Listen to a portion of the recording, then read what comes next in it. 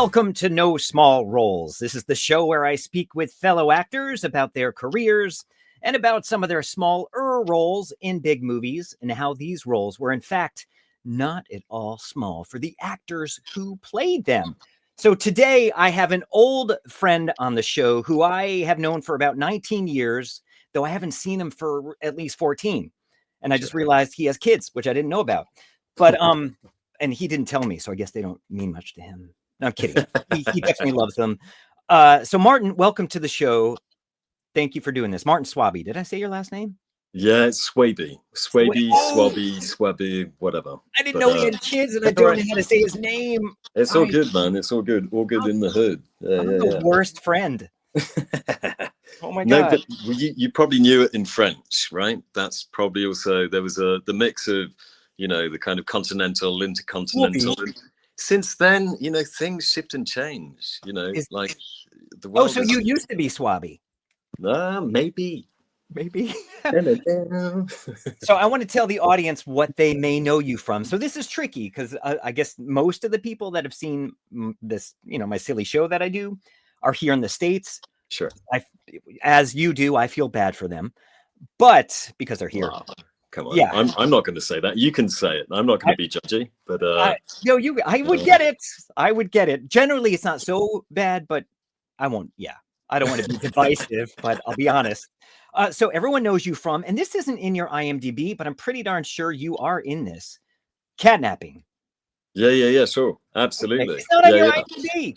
It's not even on my IMDb, no, but it would have been one of my very, very first films, I guess. Yeah, We're going to get to that. We're going to get to that in a minute, because that is, in fact, how I know you. So catnapping, artifacts, 9mm, Mr. Nobody, Reiki, Life is Art, Asylum Blackout, though I think it was called The Incident, Portable Life, Little Glory, Triggers, Sweet Française, The Visitors, Bastille Day, Fanny's Journey, The Exception, The Confession, Unit 42, and this isn't everything. I'm just naming just a couple. Papa ou Maman. Which do they decide? Do they make a choice in the end? Is it? They do make a choice. They go with Maman. Of course, because you play a lot of jerky. I hope you're a better dad than I've seen you play, like in that movie, Alice. Holy crud. Iron Sky, The Coming Race, Alice, which I just mentioned, Sympathy for the Devil, Sentinel. That sounds like a deodorant or something. It does. Professor T, SOUS Control or SOUS Control? Yep. Is it Sue or Sue? SOUS Control, because the S and then it's, The Price of Money, Rendezvous in Paradise, which is coming soon. Yeah. So, Martin, thank you for doing this, my goofy little show. You're welcome. Thank you for having me. Of course. I'm so glad. I wanted to get welcome Americans to. So you're going to teach them. You're going to teach these people what it's like to be an actor in Europe. All right. Which we don't know. I have questions for you that I sincerely don't know, though I did a couple of things over there. Sure. But there's one I like to dive right into the heavy question. If you're ready. Are you ready for this? I'm ready. Hit me. And this could actually be tricky because you are in Europe. But do you prefer grilled cheese with or without tomato? Well, that's a really, really tricky question. Is that a croque monsieur? Like, would that be a croque monsieur, or they're different things? No, that's something, you know, it's just, you don't do that in Europe. You just, you know, that's you never do the actual, tomato with it unless it's in an official. Tomato. I think that he said tomato. Sorry, I'm being a dumb tomato. Yeah. Say it with your French accent. La tomato. Okay, I'm sorry. I'm being an American. Okay, so you don't do tomato. No. Well, yeah. I think usually the way that you do it is you would just have a slice of bread with butter on one side, then you add just go straight into the cheese, and then you go straight into, and if you want to have tomato on the side, you would have a tomato salad on the side. But yeah, you're so healthy. Yeah, well, And usually tomato helps. It makes it better, right? yeah, it does. Well, I've heard on previous episodes that the tomato matters, like what kind of tomato, where it's from, like how Okay. well it's been grown. I don't know. All right. But Nice. is grilled cheese, I don't mean to harp on this, but is grilled cheese actually a thing there? Or would you say it's more croque monsieur? Or is that? Well, it depends. There's raclette. That's a Swiss thing where you get your kind of massive slab of cheese that you put up against kind of like a hot iron, and then you scrape off the cheese and you put it on potatoes. That's what I was going to say. I thought that was that potato thing they have in like open markets. Yeah. That's it. Okay. That's gorgeous. That's very, very nice. But it's Yeah. the kind of thing that you can only eat after you've done a full day of sport. Yeah. Because otherwise it just, Which is not something I do. Right, sit there on your ass. Like it just kind of immediately travels down there. Blah, blah, blah, blah. Oh, yeah. And that could be eventually good because I imagine that builds up a different kind of physique. That could be good for those character roles down the road. Yeah, absolutely. Dad bod. Yeah, play with what you got, man. Play with what you got. That's what I do. I'm getting old. Okay, so I think we've gotten past the most important questions. An now aging I need to ask, young rebel. An aging young rebel. Is that what it is? Are. Yeah. Okay, I'll take that. Yeah, that's my dog's name, Rebel, by the way. Nice. See, named there you go. by my Belgian mother-in-law. So I need to ask you, you are intelligent. You speak at least 2 languages, I know for sure. Maybe 3, maybe 4. Sure. And you're European, because generally you know more about America than we do. Not to say you do. Yeah. Maybe about the history, but we don't know, the kind of ins and outs of what the best restaurant is on the 54th Avenue, or on the opposite side, the nicest smoothie bar on Santa Monica beaches or anything like that. Like that's all of the real stuff that you have to know. That's the important stuff. Yeah. Okay, well, I'll teach you those things when you bring your family here to visit. All right. In cool. 4 years. Nice. All yeah. Right. Okay, so you're intelligent, at least a couple of languages. You're smart, like really smart. Intelligent kind of means the same thing. Why are you an actor? Why do you do it? Why are you one? Well, okay, so what's wrong with being an actor? Why can't you be smart and be an actor? Well, I'm realizing a lot of my guests, they're all smart. Yeah. They make me feel dumb, as you are making me feel dumb.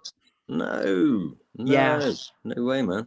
So you're dude, I think that there's something about understanding how fictional life is. Like there's something about I was checking out recently this stuff about the kind of the way that consciousness is like a representation of the universe itself, right? And there's something about playing with fiction, the way that being in what some people call the active life, which is never something that is set in stone, that allows you to explore all kinds of different variants of that experience. Like lots of people will live their one life. Yeah.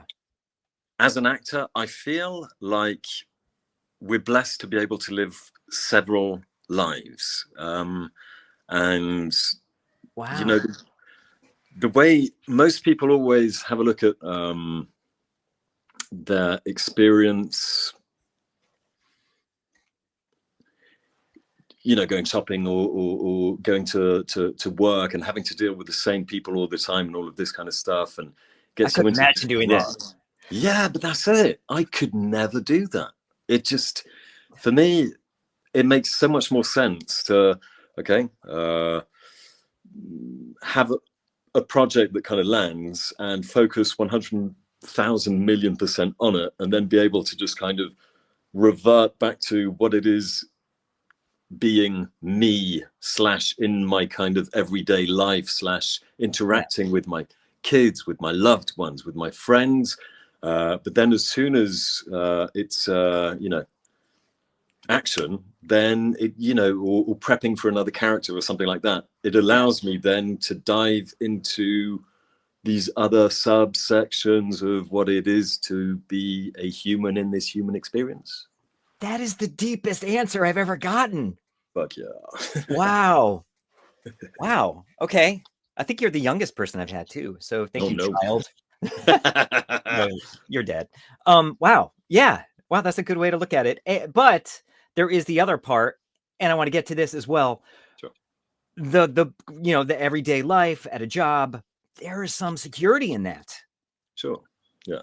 Do you find, because I wanted to ask you, because I really don't know, but the government there helps support culture and being an actor. It does. How does that work? I'll just ask you now. Okay, so the way that it works is you have to prove that you're a legit actor or you're a legit artist that is working regularly and who pays your taxes. So the tax rate here in Belgium for an artist is, I think I'm on 55%. Wow. Which means that as soon as I've got a contract, I'm not getting much back off of it. I mean, I'm getting a good amount, but I'm still, you imagine, rolling in the riches and then all of a sudden, like 55% of it is just gone. When I worked there, I'm like, oh my God, okay, I got paid, but where is half of that? But it gets paid back to you through, insurance is super cheap. If you're dying, you can actually get help. Yeah, that's it. Yeah.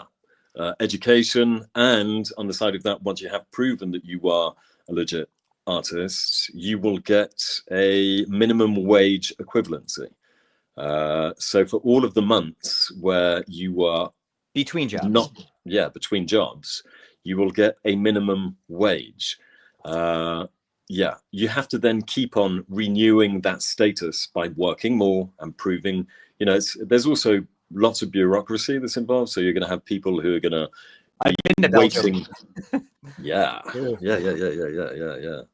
sure. You know what it is. And it's a little slow sometimes. It is, yeah. So it's like being part of this big machine that's not very oiled, and usually you're the one who knows more about your rights than the people who are opposite you, who are used to working, kind of more standard stuff. That, like, I don't know, people losing their jobs because of the fact that there was a redundancy or whatever. Those are the people that they're used to, and so they know how to put the old stamp down on top of their piece of paper. But with us, they kind of, as it should maybe be, because it is a kind of cool status to have, and it's not easy to get. Yeah, but you've earned it for sure. Sure. Yeah. That's it. So do you need another job? Are you allowed to have another job? Do you have another job? I don't have another job. I am 100%, 100% actor, which means that whenever I get any kind of gig coming up 2-3 months in the future, or 6 months, or those are the best, you can prep. You can prep like a madman. No distraction other than kids, which is a huge distraction. Yeah, which is a massive distraction. The best distraction. Yeah. And it also kind of fills those gaps of, I think, like, also gives you a meaning, keeps you grounded, keeps you in touch with the real world. But yeah, being able to then really focus on what it is that you want to do, to be able to, I don't know, lose weight running, or mass up, bulk up. Prepare being a jerk, which I've seen you do quite a few times. Yeah, sure. You're a nice guy. I mean, that is acting. Yeah, well, actually, my missus over there is Alice, the actress who played Alice. So she's amazing. Yeah, she's amazing. Bravo. Yeah. Did you hear that? Mon amour. You were amazing. Hello. I'm glad you two are getting along now after watching. Bye-bye. Bye. Au revoir. Au revoir. À bientôt. À bientôt. Oofty. Sorry, I'm done. Next time I'm there, though, we're coming this summer. I got to see you guys. All right, or see you. Yeah, do it. Yeah. So is there a union? Are you in a union as far as an actor? Is that a thing there? You have to be trade unionized, but it's not really it's not like SAG or AFTRA that, from my point of view, is only actors and people from the profession who join together. Here we are all separated into more generic trade unions, because that's every political party has a trade union. Okay. And so, you know, there could be the SAG-AFTRA umbrella, maybe, you know, if we could say that it's kind of like everyone knows that you belong to that one, except for the fact that you would then still have the Liberals, the Republicans, the Democrats, the Greens, and so depending on, you know, which way you vote, I'm not going to judge. I think Republicans are something different there, right? Yeah, sure. But I mean, so we've got, you know, a more kind of Catholic one. There's a socialist one. There's an eco one. There's a liberal one. That's great to have so many options. Yeah, it's nice. So, and I don't want to ask you personally about how much maybe you make in a day, but what is a day's pay generally on, say, a movie there? If you say you get a day's role on some movie, you're not the star of it, what does that pay like? I'm just curious, because so it kind of depends on where you're at in your career, right? Okay. Because it also depends on who you've got as representation. Not everything is as well defined as it is if you are unionized. If it's a union project in the United States, you know what you're getting into. Everything has been, you know, cut out in stone more or less beforehand, even though things are evidently shifting as well. And you will always have indie movies on the side that won't, you know. Different rates for the budget. Yeah. But you know that when you get the audition, it says at the bottom of the audition, this is how much this pays. Oh, right. Yeah. We don't get that here. We don't get that. We get, is it paid? Usually, if it's not paid, you won't be contacted by a casting director. It's going to be something that you're looking for yourself on websites, you know, casting websites and stuff like that. But over here, it's more, you will get, so your agent sends you a brief, you prep for it. They don't say exactly how much it's going to be paid, unless it is something that is fully unionized and fully already set out in stone. And is the brief, is that, I'm sorry to interrupt, is the brief basically the breakdown, like it says the name of the role, who's directing it, the general? Like... That's it, producers, synopsis, with if they can hand out the actual screenplays for the film or for the first or second episodes or whatever, depending on the size of your role, you know the score. You're usually going to get, so your breakdown. Sometimes you will have a little something that says how much they expect to pay you, but even with that in mind, your agent can then go back to them and say, like, well, you know what, I actually that happens here too. You can negotiate and get a bump, but it's generally they have a little bit of a cushion, again, like you said, depending on the level of your experience and, you know, kind of the clout you're going to bring to a project. Exactly. Yeah. How bankable you are. What if your name is worth its weight in gold, baby? Yeah. Like Martin Swabey.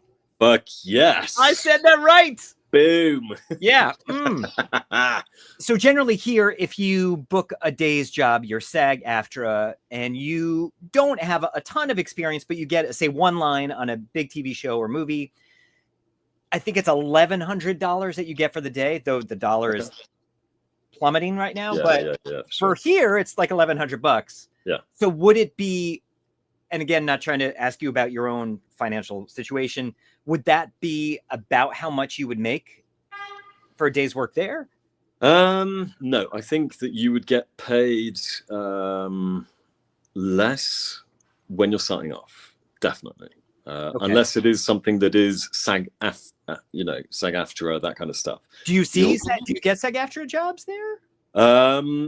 What we get is projects, never really SAG-AFTRA gigs over here, unless they probably go there to save money, is my guess. Yeah, but that's it. and if they are SAG-AFTRA gigs, they won't be proclaimed as being so, right? Okay. So that you'll just have, this is an international project with these names that are already attached. These are the producers, but they won't ever probably say that it is SAG or AFTRA, because then you will be able to use that as negotiating clout too, right? Okay. That makes sense. But saying that, we also usually have that kind of arrangement. If it is a SAG-AFTRA, we'll probably have, and an entry is probably going to be around about 1,000 euros or something like that. That's great. Yeah, but then you've got all of the others, right? All of the others that aren't SAG-AFTRA. We don't have as many projects that are as highly funded as in the United States. I think the average, the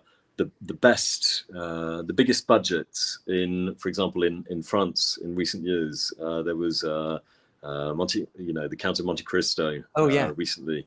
I think that they probably had maximum 50 mil. So compared to a big budget US movie, I mean, that's a lot of money.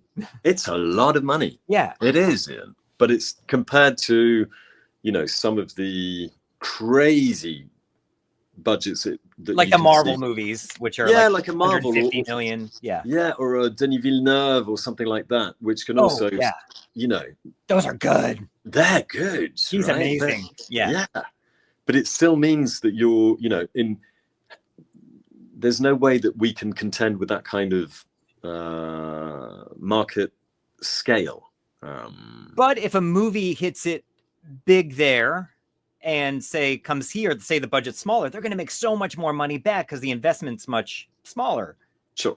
Yeah. Like the movie Close, which ended up coming over here, which I believe is a Belgian film. Yeah.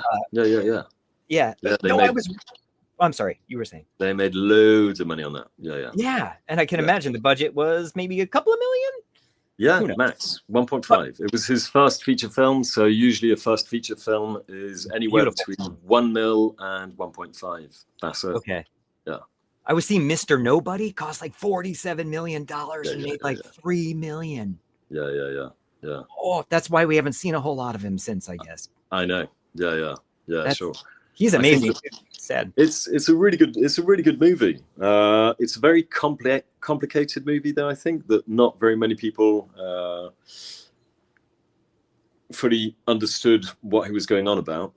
And on top of that, he had lots of kind of political problems because of the fact that it was, I think, also co-produced with Canada rather than the States, because there was and then he got into, so I mean, I don't want to spill too many beans at politics. The politics of culture sometimes can be misleading, and a film, like for a film to work, and you never know, they're always a gamble. Making a movie is always a gamble. I was excited because I auditioned for that. I didn't get a role. You did. It's an important experience. Yeah. But I loved his film before that, Le Huitième Jour, which is The Eighth Day. Beautiful film. And Toto the Hero, or The Hero. Those, for me, were amazing films. So when Mr. Nobody came out, I didn't love it. My wife liked it, but I thought it was a bit bloated, a little, just, it could have been tightened up. And I don't know. I liked the general concept. This isn't a review show, but I was just like, I wanted it. I don't know. I was disappointed. I guess it wasn't what I wanted it to be. I wanted it to be much better, but Me too. There's, especially when I read the script, when I read the screenplay, I was just completely blown away.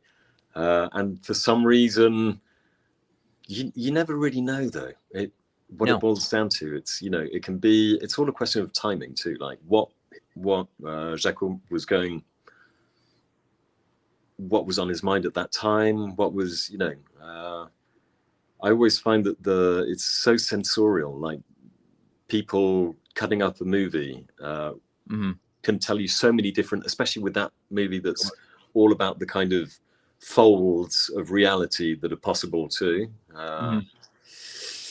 Yeah, You never But know. I dig what you're saying. I dig what you're saying.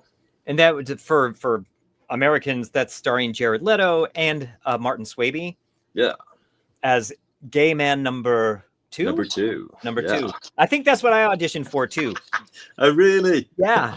I wonder like, would that be titled that way? Would they give the character that name now? Maybe not in the States. They might be like, yeah, probably not. Yeah, there'd probably be a big song and dance about it, wouldn't they? Yeah, I think so. Nowadays, this was back in the early. No, exactly. 11. It was 2011, I think. I don't know. Yeah, I think we actually shot it in 2009. Okay, I think I saw it when I lived there. Yeah.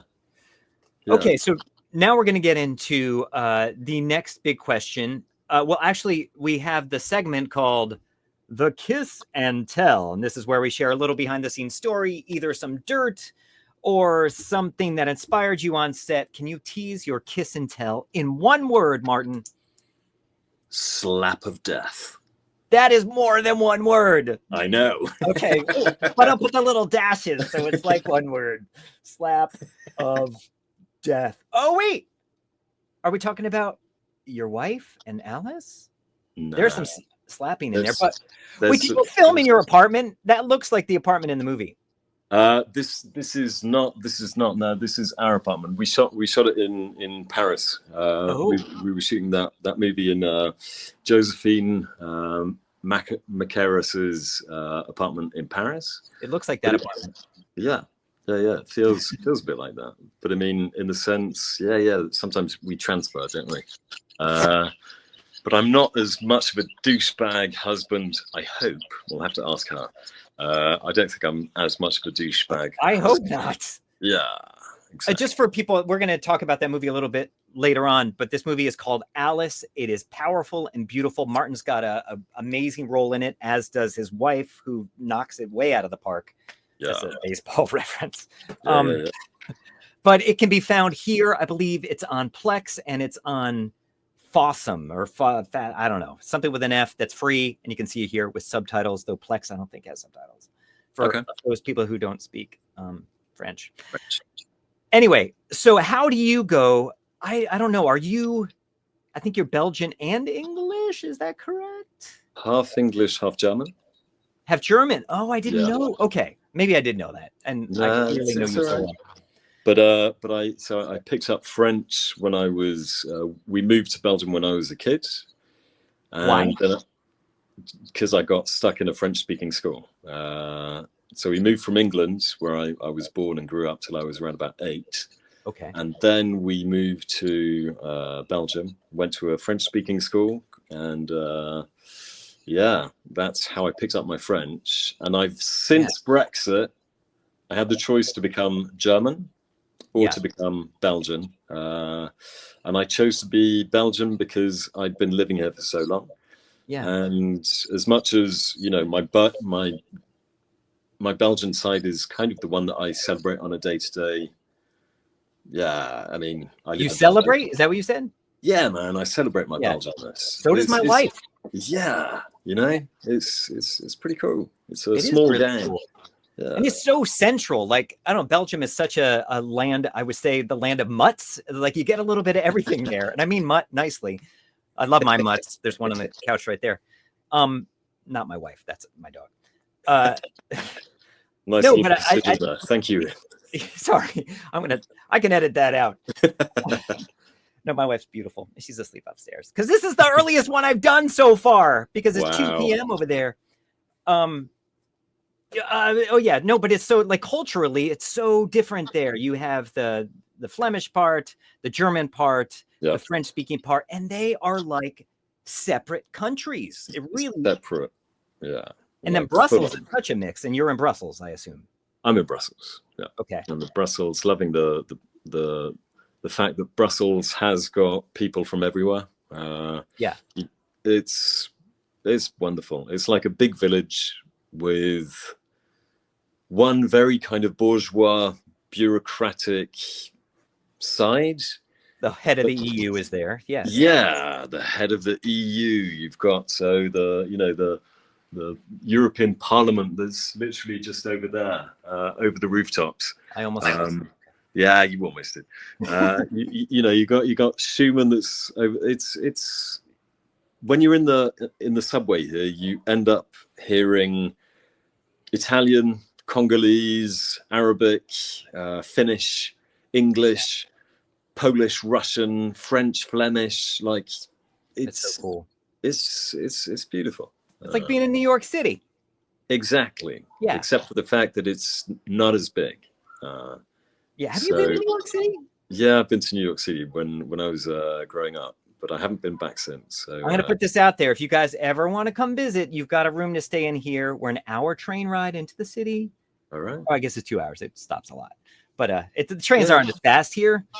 But we got trains. Well, we got trains too. I know. You're like the land of trains. All right. I'll take you up on that, Ian. So how do you have time? Do you mind if we can? Yeah. You got some. Yeah. How do you go from little English German boy, I know you end up in Belgium, to being at the catnapping audition? How does that happen? Well, I'm not really sure, to be honest.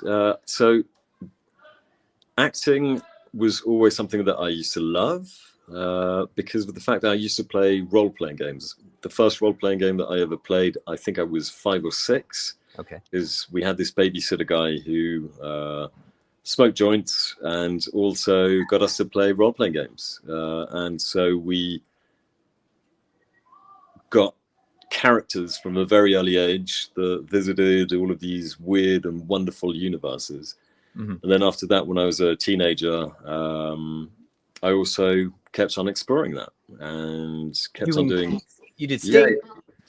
Well, doing role-playing games, playing kind of all kinds of worlds. There was like Star Wars, there was Shadowrun, there was Vampire. So it's basically you already get to play with these characters in different universes, and you're building, you know, it's precise character work. It's like, you know, the kind of stuff that they teach you in, you know, Methods or Strasbourg or you know, building these very precise characters. You do their kind of passport, you do their diary, you do all of this homework that allows you then, when you're actually playing role-playing games, to interact together and just kind of gel. So this is not because at first I got the impression it was like a spontaneous thing. You're like, oh, I'm a cop and you're I don't know, a cat.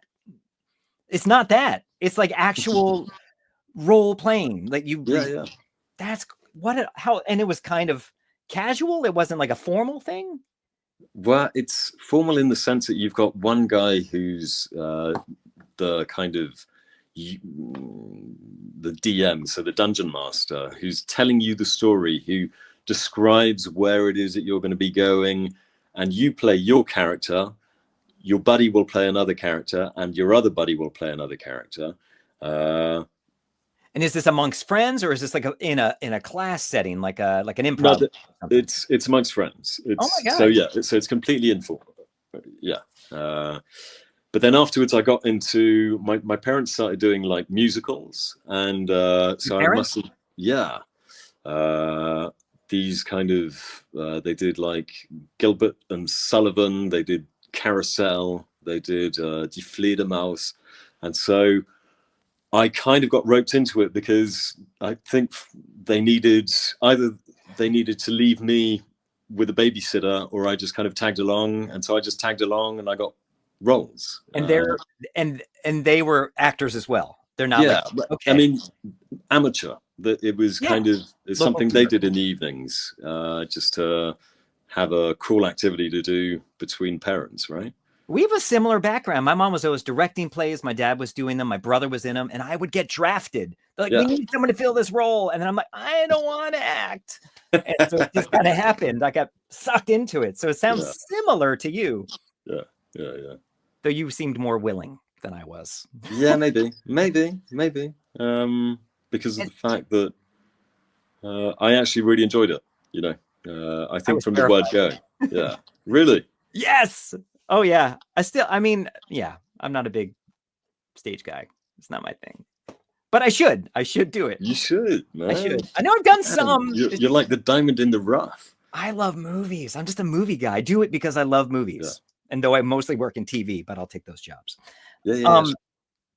Never say no to a gig, man. Never say no to a gig. No, I don't. If they're gonna pay me. Yeah, exactly. Yeah.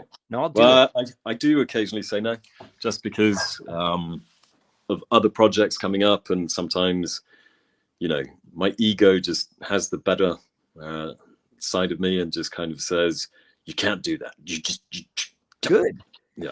But you can afford to do that because you make money between gigs. Here it's like, Sure. and this is all I do. So thank goodness my wife works for some of those, you know, those lags. Sure. Especially Yeah. we just had a strike here, which, well, like last year, and we're still coming back from it. So it's been a bit of a struggle. It feels like it's coming back now, but all right, cool. you have that cushion. You can kind of do that there, which I'm jealous of. So you did a lot of theater, and you still do theater. I've stopped doing theater. Okay. I stopped in 2016, I think, because it was. I did some really, really, really powerful pieces. One of them was this one-man kind of stand-up. I was playing an autistic teenager who kind of falsifies his own suicide, and so it was pretty hardcore. It was 1 hour 45 minutes. I was getting standing ovations every single time ish, but it was tiring, man. It was taxing. Sure. It's like some characters just, you know, I think theater works when you've got friends with you, like you become such a tight-knit group that even if you end up having this really shitty performance with kids who are speaking all time, you know, all the way through it, or using their phones or whatever, you can then have this therapeutic moment afterwards where everyone gets together and is like, that sucked. Yeah. You know, Hopefully that's not the case, but I'm sure it happens. But it does sometimes happen. And so for those rare occasions, like after a while, it was a bit too taxing.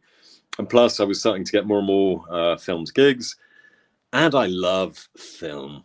I mean, me too. Like my favorite is indie feature films. That's a new discovery for me. Though you know, catnapping, that was kind of I was pretty darn green.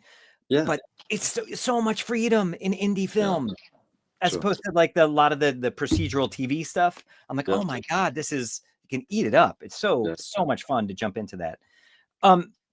Okay, so you jumped out of theater. Also, being a parent makes doing theater a little tricky because of the nighttime and all that. Yeah, exactly. And plus, it's not paid as much. Sure. And the commitment. You know, the commitment is massive. And I didn't want to, like, I was getting towards the end of the after like 3 years, we were still getting a few dates confirmed for the next season, but it would be 2 or 3 days and then nothing for 3 weeks, and then another day, and then nothing for a week and a half, and then one more day.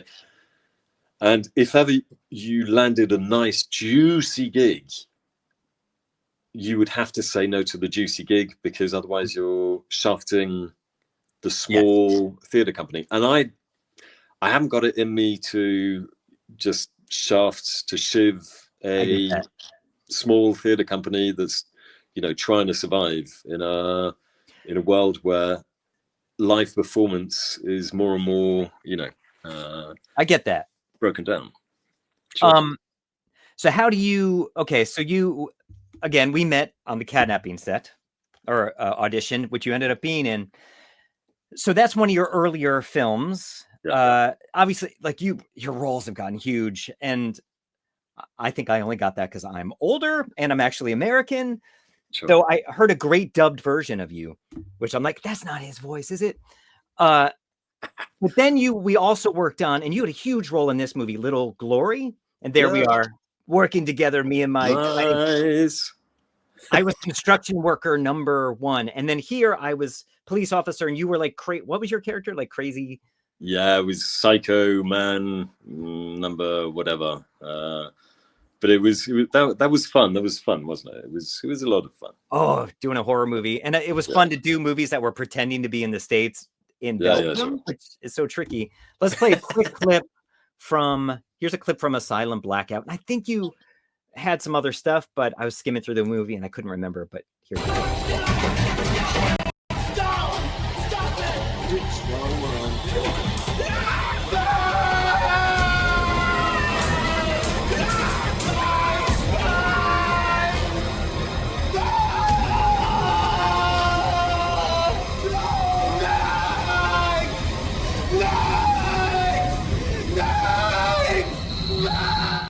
You're sadistic.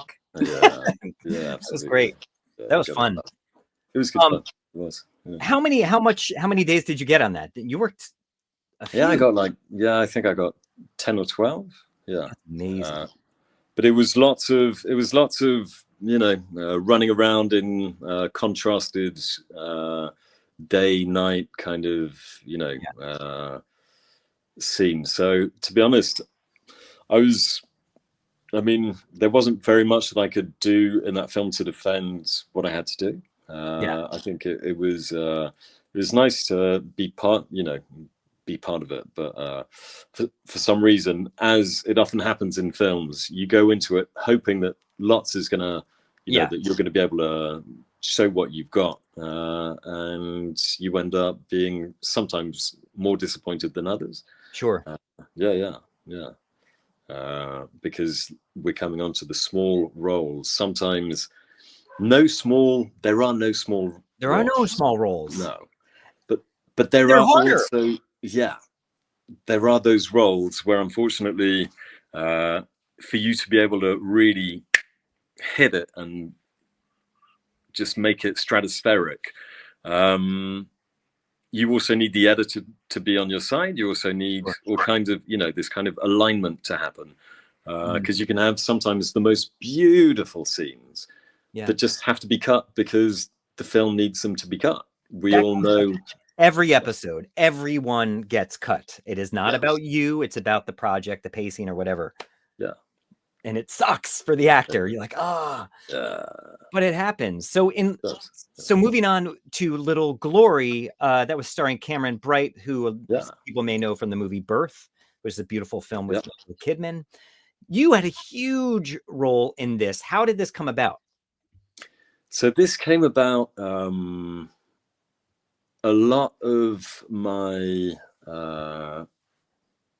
first years in the industry kind of happened after I had decided to go into acting. So I went to an acting school, because before that I'd gone off to university in Wales, and I started becoming a breakdancer and doing all of that kind of stuff. That was my first chapter.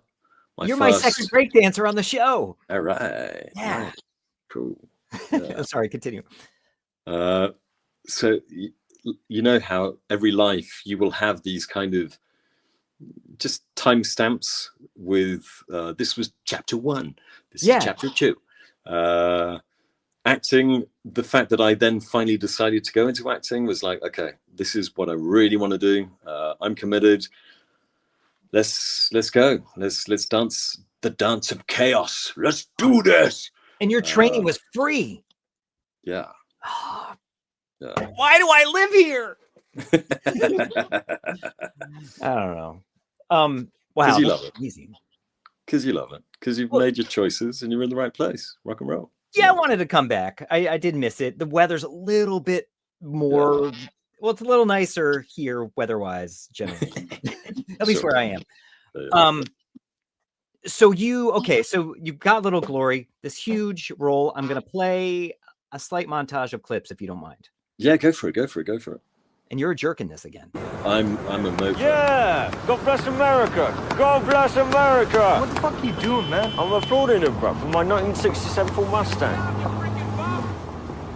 Shit, man, I shouldn't have quit that fucking job. Listen, bro, look at him. Dead-end job, ass crack of the universe. You want to look like that? Oh, no way. No way.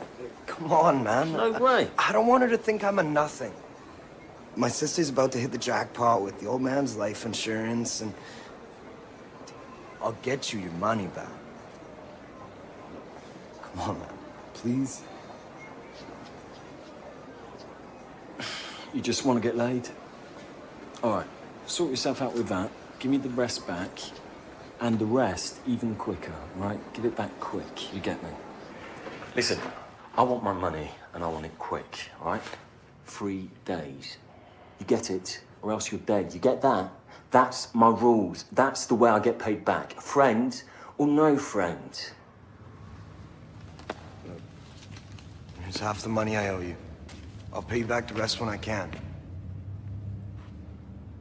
That's wonderful. That's fucking wonderful.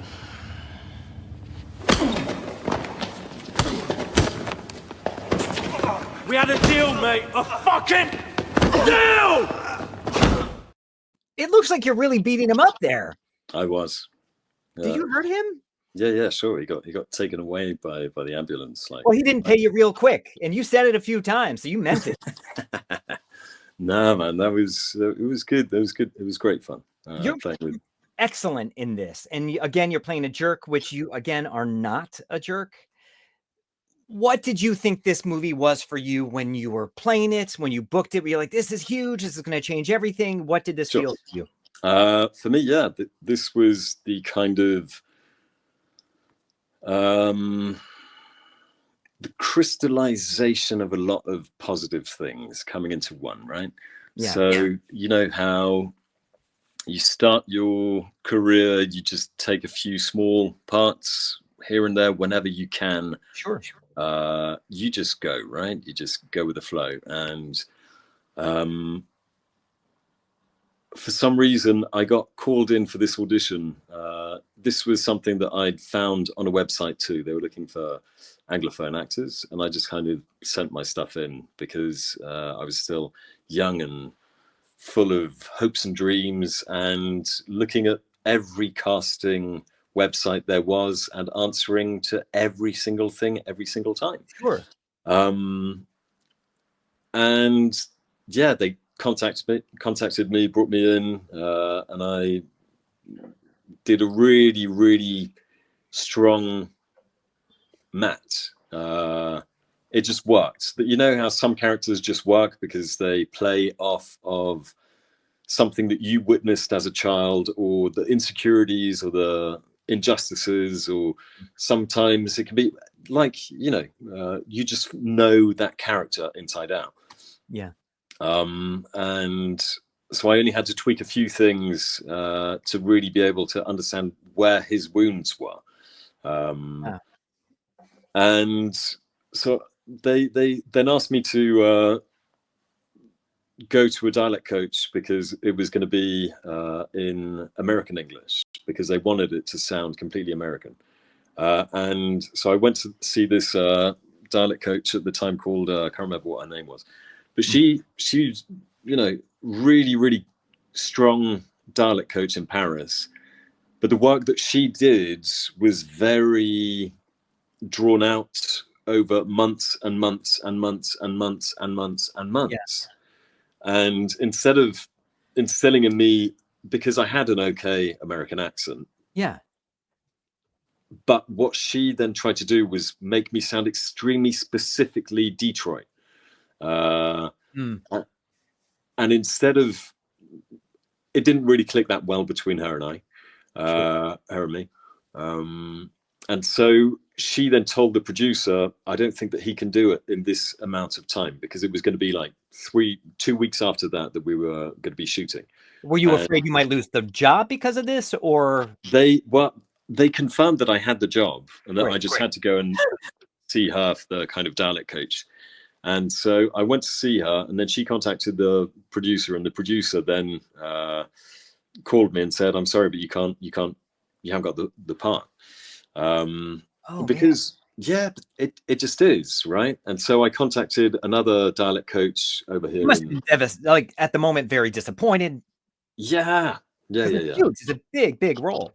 Yeah, sure. And it's you know, it's these kind of roller coasters that we as humble artists just go through. But I was fully, for the first 24 hours, I was still in shock. And then I contacted this other dialect coach, and I tried to work a different variation of the accent that I felt confident with. Yeah. And we were working on that. And on the side, the director of the movie then called me up and said, you know what, Martin, I want you to be Matt. I'm changing him. He's going to be an English character. Awesome. Boom. Yeah. Sometimes this shit happens. That says a lot about you as an actor, though. Like, only this guy can play it. He's so damn good. Let's adjust it to make him work. Yeah. And that's cool. Like, wow. Yeah. I was wondering. I didn't remember you being English in the film. Okay. Right. But it totally works. And they talk about it in the film, and it just makes sense. They make fun of you and your fish and chips and all that. Yeah, exactly. Yeah. It's really impressive work. And I've only seen the movie once. I'm going to jump ahead because I obviously don't want to keep you forever because you do have a family. But I'm a little bit longer, if that's cool. Yeah, sure. No worries. Yeah. You had, so this is, again, going to no small roles. This is, I think, in fact, it's a small role, but it's huge. It looks great. You're working with Barbie. Yeah. Here is... There had been no men in our town for so long. The mothers of French soldiers looked on with disgust and begged God to curse them. Can I help you? But the young women just looked. You are beautiful. What is your name? Celine. Celine. Celine, could I have a word with you, please? That's amazing. I've never heard of this movie, and it's got big actors who are very well known here, but you're great there. Yeah. And I have exactly the same build. Yeah, I don't. Yeah, you see? I've never done a sit-up, but yeah. But how is that? So I assume you get a lot of these World War II movies being in Europe. I've seen like a few things where you play a German soldier or whatnot. Is that fun? Do you enjoy doing these like big period? Yeah. Okay. Of course you do. Like they're cool as fuck. You get to, I remember as a kid going to visit the Mont Saint-Michel. It's amazing there. Go there, people. Yeah, it's beautiful. And so this is in the dunes and playing Omaha Beach. We just kind of played D-Day, or we played. Yeah, I mean, this is the kind of stuff that you kind of do as a kid. Like, we just played that. And so when you get the opportunity to be in a feature film that is at that level too, I mean, it's top notch. It was Weinstein days. So we're talking, exactly. Yeah. Then we didn't know as much. Yeah, we didn't know as much. And this was, for me, a massive way to get into the next level of the way that I looked at myself in the profession too. Yeah. I think that there's also something, you are only allowed to have access to a certain level of the profession if you can see yourself as that person. Yeah. And all of a sudden, the first day that I was on that set and I had to walk in, and this is just after, don't know if you saw Die Untergang. It's a film about Hitler's last days in the bunker in Berlin. With Bruno.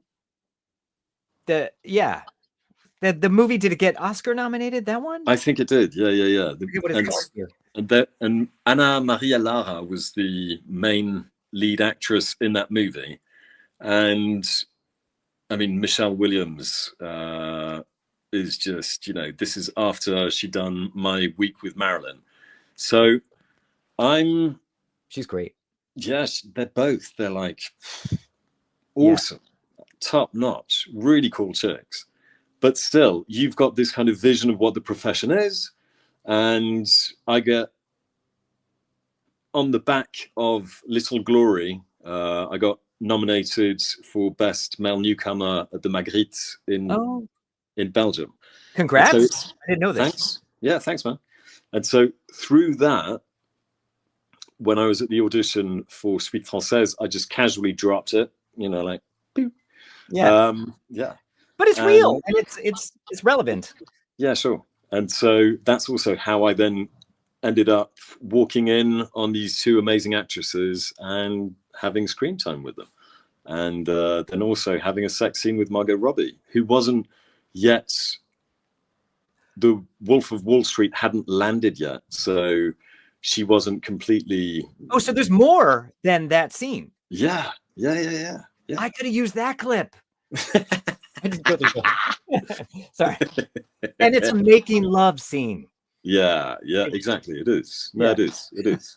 She's on top, so it's got to be making love. You mean on top of the world with Barbie and all that? That's yeah. No, that's cool though. That's really cool. I'd never heard of the film, but it's a huge film. Oh. I'm going to jump in again. I don't want to keep you forever, but this brings me to you and your wife, who I didn't know is your wife. The work in Alice is stunning. I'm going to play this little montage of clips. Here you go, Alice. Des crottes de fourmis, et des pattes de lézard, et des doigts de chat. Non, les chats n'ont pas de doigts. Arrête, François, arrête.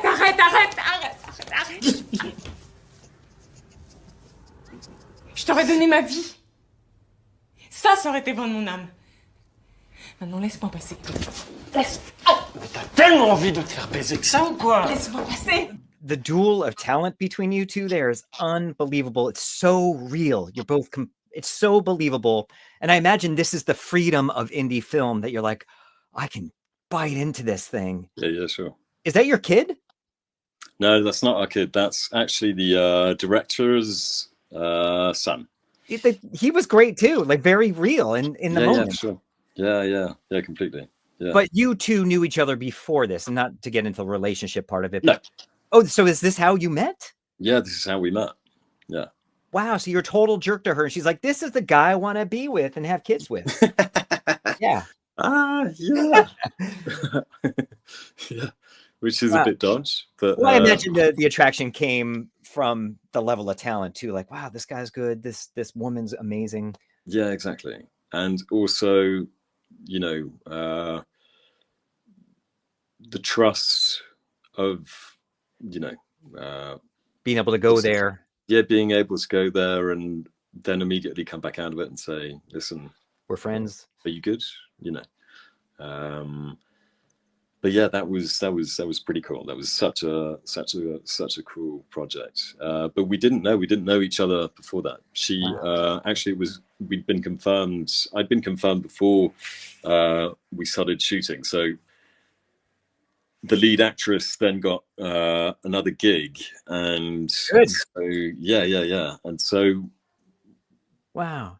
We basically needed, because I'd already started losing my kilos, because I lost around about, I think it was 16 kilos in total. Okay. For that moment when François comes back, and yeah, it was very intense, because I was in the process of losing all of these kilos, and then the lead actress kind of went away, and so then had you filmed it all with her yet, or no? She was gone before it started. Yeah, she was gone before it started. Okay. And so we then started the casting process again. And so I was going back to Paris to read with different actresses. We did a few casting rounds down there. And we cast another girl on it. And after 2 or 3 sessions where she had already been confirmed, the director and her had a clash, and so she was out, and so we desperately needed yeah. It's sometimes it's crazy, isn't it? Yeah. So how did you find, or how did the team find her? Well, because Josephine, the director, is Australian. She also knew this other Australian acting coach in Paris, and she was asking her for names, and Emily's name, Emilie Piponnier, amazing actress, by the way, guys, check her out. Emily's name was dropped, and we brought her in. We tried it out, and by this point, there was only like 2 weeks left before we were supposed to start shooting. And it just clicked. It just matched. And so it was like, okay, it's her. Right, let's do this. Are we doing this? Are we fucking doing this? Are we doing this? Let's do it. Yeah, we did it. Yeah. And you fell in love too. Yeah. I mean, I imagine, or you really like her, I guess. You're like, I'll make kids with her, but she's all right. But did this movie get some traction? I'm sorry, I'm unaware. Did it? I mean, it's high quality. It's amazing. It's one of the most beautiful movies that I've been in. Unfortunately, very much in part your performances. Yeah, for sure. But we got a COVID release. Okay. Yeah. Which would have, honestly, I think it would have potentially changed the game had we had a real release in cinemas in France, in Belgium, in the States. Yeah, I think it would have made more of an impact here otherwise. I mean, everyone was streaming everything during COVID, but there was so much, things were getting lost in the and it's not the same thing. Yes. It's just not the same thing. We weren't eligible for the César in France because there wasn't a cinema release. Oh, so that's so disappointing. Yeah, sure. Yeah. And did and just asking about the director, she's Australian. Why did she say, "Oh, I'm going to make a movie in French"? Because she's also she's half French, and she was living in Paris. The rest of the story. Exactly. Okay, that makes sense. I'm like, that would be really challenging, especially if you don't speak French very well. I would suck. I'm not going to direct a movie in French. No, you'd be great. Encore, plus. Allez, maintenant. Tout de suite. Sorry. Arrête. Okay, I'm done. No, it's a beautiful film. I really want people to go seek this out. The two of you. And your wife's name again? Emily Piponnier. Emily Piponnier. Yeah. Thank you for dumbing it down. You're welcome. No worries. No, she's amazing. You're incredible. I'm going to ask you about one more project. You've done a ton. It's funny because I put on Sentinel, the one that sounds like deodorant. Yep. And I was like, oh, they're American, but why do they have these outfits on? And then I realized I was watching a dubbed version of it. I'm like, that doesn't sound like him at all. Good morning, officer. Sir? I'm Lieutenant Jobert, Eric.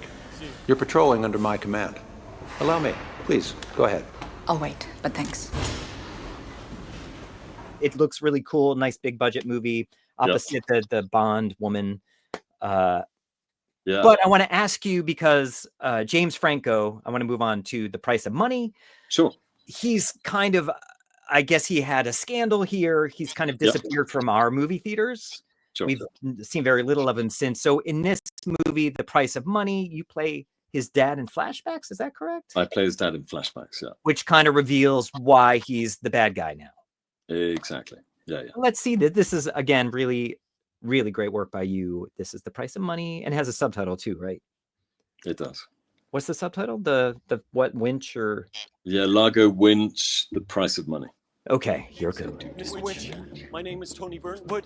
I work my terror. This disease makes me insensitive to pain. It's Getting no pain is a blessing. no. Wait, you will listen to me, you bastard. Largo, no!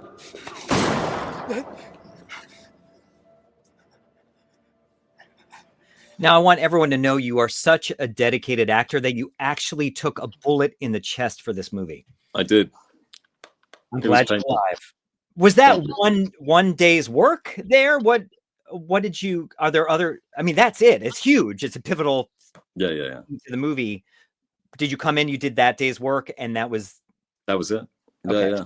And this was me kind of on the back of having done Alice, where we got our COVID release. Then I did SOUS CONTROLE, which is a beautiful feature film. That I couldn't find. I wanted to track that down because I know you said you're very naked in that. Yeah, for sure. It's very, very, very European. That's not why I went to go find it, just so you all know. But it's very European. And it's very art house. But at the same time, it's a beautiful fucking movie. And I feel so upset that it didn't get as much of, traction as it potentially could have got to. But, politics are politics. I'm not going to get into it. There was, kind of director decided that he was going to make it more pessimistic than optimistic because of his beliefs that got trampled on during COVID. And so we ended up with a project that was very, very depressing.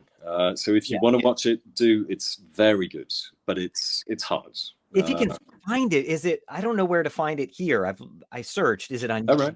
Can you find it on YouTube? Do you know? Or I can get you a copy, but I would love to see it. I would love to see it. But so on the back of that one, I all of a sudden had this, post COVID, I didn't get hardly any gigs, or all of the gigs that I was getting were being cancelled. It's been tricky. It was hard, man. It was really, really hard. And so all of a sudden I did this computer game. Like I did Outcast. I did the lead character on that. No way. Yeah. I'm gonna tell my son, he's a huge video gamer. All right, nice. Yeah. And it's like a Belgian kind of PlayStation 5 game and all of that jazz. I'm sure he played it. Yeah, maybe. It's good fun. It's indie though. Like it's not as big budget as all of the others, but they're at least they're getting their name out, which is always good. Awesome. But so the director on that was also the screen co-script doctor, screenwriter for Largowinch, The Price of Money. Okay.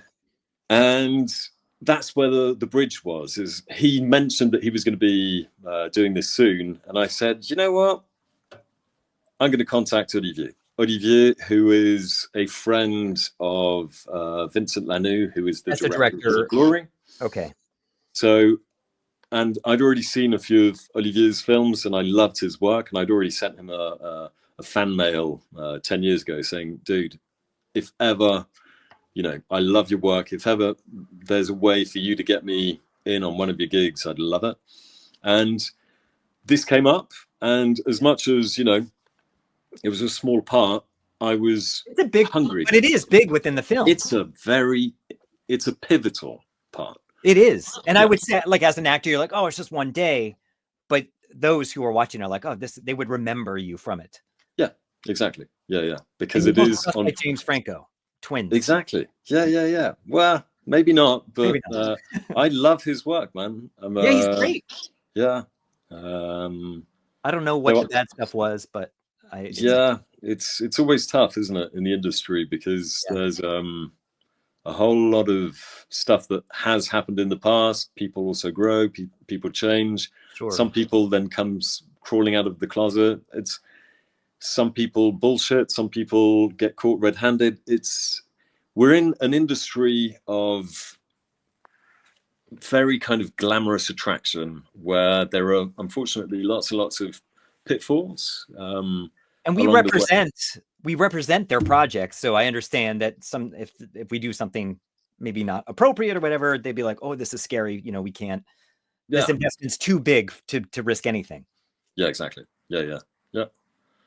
But so I think that when you choose these parts, it's always interesting to know what it is, to have an understanding of how a screenplay works too, because there are going to be some small parts that just disappear into the void of that beautiful field where people dance and play forever. And no shame in taking those. No. Yeah, absolutely. But then there's also a point of your career when you will be able to read your screenplay and say, oh, okay, this is a small part, but I know that it's staying there. It's there to stay. So, go for those. Whenever you get one of those, just go. Yeah, and that is certainly one of them. So I want to, I guess I'll start wrapping it up. I'm going to get to your kiss and tell in a minute. All right. But do you have any advice? I think generally some advice has come out of our conversation, but anything you wish you had known as an up-and-coming actor that you would suggest people do know? It all kind of depends on who You are? Move to Europe. Everyone should move to Europe and get paid to work. Or actually, I want to ask you, do you get residuals? Are there residuals in Europe? Do you get money jobs that air? Yes. Great. Yeah. Okay, so I am moving. I'm moving there. I'm going to get my Belgian passport. I'm going to do it. My mother-in-law would love it. Okay, so what's your advice other than everyone move to Europe and get your passport? So my advice is going to be work. Just work the hell out of any character that you actually get. Even if sometimes you're going to be setting yourself up for disappointment. Sure. I think nobody's going to cast you as something that you can't imagine, right? So you have to prove to the industry that you are capable of losing weight or bulking up or changing your hairstyle or just really changing your persona. And that only comes through work. That only comes through really kind of getting into the habit of building up a strong character description, or, you know, everyone has their own ways of making it happen. Like, sure. I love that. That's beautiful. But then I also know that there are some people who, or the way that it works for me at least, is when I really work at it, so that I know that even if we then go into improv, I've got a whole set of things that I've done, that my character has done within the last 12 hours that I can then bring up, or, you know, try and bounce off with the person that you're playing with. And the second thing is, forget all of that. Just listen. Be in it. Yeah. That's so basically do your preparation. And when you get out there, just be that person, roll with it. That's great advice. And it brings you back to the role playing that you talked about earlier. Yeah. Just build that foundation and then let it ride. That's great advice. And before you get onto set, do you have a hocus pocus, something you do to get in the zone, or to, I don't know, some people pray, or some people just hope, or some people like need a nap, or need to stay social and active right before they get on, or some people use the restroom. What do you do? Yeah, no, it kind of changes, man. Like, depending on how tough the scene is going to be. I think if I know that it's going to be a really tough scene, then I need to bring my scripts with me. Every script that I do, it becomes my kind of scrapbook where I kind of draw on it. I will write mantras. I will, you know, start putting articles or poems that have inspired me, or, you know, different museums that I've gone to visit that fuel the character, that kind of stuff. So if it's going to be a tricky one, I will always have my scripts next to me so that I can then just start going through and piecing up my kind of mind mapping puzzle. Okay. But then sometimes it's going to be, you know, just an easy day at the farm. Just, you know, yeah. How about when you did that scene when Emily comes home in Alice, and you start beating yourself up? Did you have to separate yourself before, or you're just, again, you built your foundation, you go out there and you just expect what's going to come is going to come? So the one where I beat myself up, this is after 3.5 months of me running between, let's say, I'm going to try and say it in miles. So let's say around about 7 to 15 miles every day for the past 2 months at least, if not 3, of, you know, dieting, of getting into combat, you know, like a weigh-in, the way that they dehydrate themselves. I was at the end of a 3-day dehydration. So I was so prepped. Yeah. I didn't have to do shit, man. It was awesome. Work is so powerful there. It's just amazing to hear that. And like, do you arrive on set? You're like, hey, everybody, let's do this happy scene. I'm going to punch myself a little and cry. Yeah. Rock and roll. That's amazing. No, this is really, I don't know. It's great to hear your process. Do you, is there a most cherished moment? Anything like if you had to choose a experience that was the most cherished, what is it? And I will release you from saying it was working on catnapping. Of course. Good. Yeah. But it was though. Like, I don't think that I can pick one out. To be honest, I think that every single experience has got its value. For you're so diplomatic. No, but fuck it. It's true. It is fucking true because every single one of them teaches you something new if you're taking it the right way. Some of them are crazy because, like, you know, you're sharing airtime with Colin Firth and Max von Sydow, or just, you know, you're eating your food next to Lily James, or Matthias Schoenaerts comes up and says, "Yeah, man, that was cool what you did there," or whatever. Yeah. It can be the big names, but then it can also just sometimes it can be those moments where after having had a really shit day, you just kind of sit there and your partner comes and sits next to you and says, "Listen, do you want a cup of coffee?" Well, it's great that you're also with someone that completely gets where your perspective on the business and acting and be able to let it go or whatever. So that helps a lot. Yeah. My lady was in the business. She's a nurse now, so thank goodness for that regular paycheck. Yeah. But okay, cool. Now let's go back to your kiss and tell, which in one word is slap of death. That really cool word.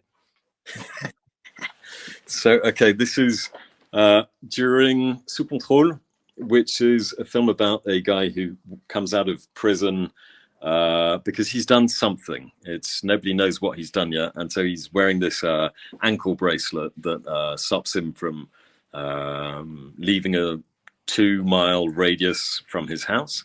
Okay. And he gets in touch with a prostitute because he's absolutely trying to get in touch with his son and his ex-wife, but they have got a legal thing against him. So the only person who really wants to speak to him is this prostitute. And he wants to be punished. So he gets into more kind of humiliation and SM stuff to pay to atone for what he's done. You still don't know exactly what it is, but he's trying to atone. What'd he do? You'll just have to watch the movie. You can find it. Okay. I'll send it through. Thank you, and I'll share it with everyone else. Sorry, continue. So what then happens is they get into these kind of sex cams, humiliation sex cams, because she's sex scams or sex cams? Sex cams. So she's sick and tired of being a prostitute because she gets all kinds of weirdos. And she's now found this pretty decent weirdo who's actually being a gentleman with her, and who she can treat like shit. So it's a win-win chicken dinner kind of situation. Yeah. And so in the end, she just slaps him around. And so we're in the middle. I've got this kind of, doggy necklace on and stuff like that. It's in the middle of the third week of shooting, and we're about to shoot this new scene, which is improv based. And we take a quick break. I go for a smoke, and because I was smoked at the time, and so I'm outside, and I check my phone, and I see that my granddad just died. And in real life. Yeah, in real life. So sorry. Okay. Yeah, but this is what I'm talking about. This weird nexus of the quantic field, where sometimes, like, cinema just does weird shit, man. You can be confronted with something that is just so real life. Yeah. and then the show must go on. And so I go back inside after my cigarette, and I'm feeling, I'm all of a sudden this kind of emotional, I'm holding it in, but I'm charged, let's say. Yeah, sure. And we're doing this improv where we're supposed to be waiting in front of the kind of CCTV, and we're both half naked. I've got this dog collar around, and she pulls the dog collar and slaps me around a few times to try and get more people to start spending coins on us. Mm-hmm. And one of the slaps connects with the ear and just kind of gives you one of those, oh shoot, a beautiful sound, like one of those. Yeah. Did that puncture your eardrum? It didn't puncture it, but it reset my brain. It was one of those weird moments of just like, wow, what am I doing here? Oh my gosh. And so I then got up and I was like, I'm stopping this fucking shit. And we just had this weird kind of thing where she was like, I'm so sorry. The director said, what's happening? Were you mad at her? I was mad at everything. It wasn't at her. It was just getting the little switch. And the message you just got too. So there's a lot involved in that. It just set me off, and it allowed me to then just kind of, they said, okay, let's have 5 minutes. Let's give you 5 minutes. And she went, she went outside. She was upset for obviously having hit me. She didn't do it deliberately, but sometimes like especially in improv with these kind of scenes, if it's not been fixed beforehand, that's when random stuff happens. And in her defense, you're wearing a dog collar. I know. I would have hit you too. Yeah, sure. It seems appropriate. And yeah, absolutely. My character probably loved it, but right. But I didn't. And so we had 5 minutes, and the director then came up to me and said, what happened? And then I told him, I was like, my granddad just died. And he said, oh shit, well, what do you want to do? But let's stop. Let's just stop for the day. You go back home and stuff like that. And then I thought to myself, well, if we stop for the day, are we going to shoot these scenes again? We're not going to do it, are we? Because, we've got set amount of time. Sure. So set him in the budget. Yeah, exactly. So I'm like, I go and speak to Camille, and we have this kind of down to earth where I'm like, you know what? Let's just do this. And so we went back, and show must go on, and we wrapped that scene, and the scene after, she peed in my face. Like, really? No. Okay. Yeah. I don't know. It's Europe. That's amazing. I don't know if being hit in the ear or the pee in the face, which I don't know. Yeah.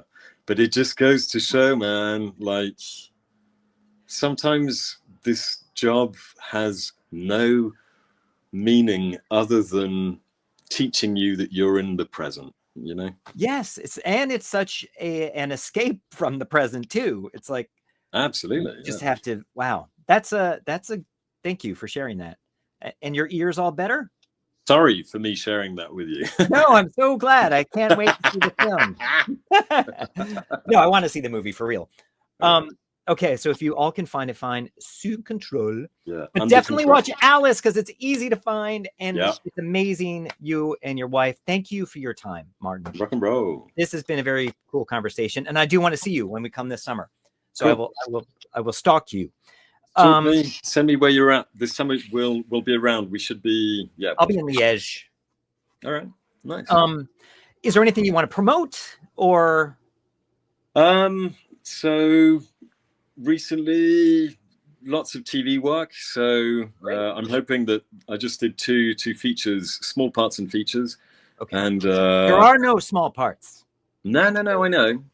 One of them is a small but very, very strong part, and the other one is a small but very strong part too. Can you tell us what in so we can look for these projects? So one of them is called Clean, by Koen van Sander. It's a Flemish film. sometime dropping probably either next year or the year after. And the other one is Hazel 85 with a director called Teodora Ana Mihai, who's Romanian-Belgian. And that's about the Hazel football incident in 1985 where lots of people died. That's And sad. yeah, but it's two beautiful films. So hopefully see you there. Okay, cool. Well, thank you for your time. Thanks for Everyone, having me. like, share, stalk Martin and his wife, Emily. Yeah. And happy birthday to your 3-year-old today. Thank you. Thank you, Ian. I'm going to play our exit song. Stay around for 2 seconds. And All right. goodbye, everyone else. Bye, guys. Bye, guys. Take care.